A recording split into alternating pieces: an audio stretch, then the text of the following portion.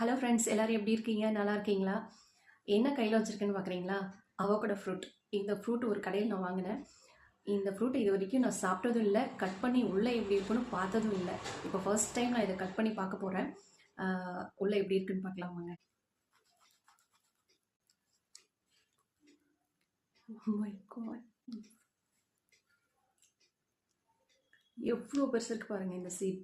இதை எப்படி சாப்பிடணும்னா, இப்படி இருக்குல்ல, ஒரு ஸ்பூனை வச்சு பட்டர் மாதிரி இப்படி செஞ்சு சாப்பிடணுமா. சாப்பிட்டா டேஸ்ட் எப்படி இருக்கு போகுதுன்னு தெரியல. ஓகே,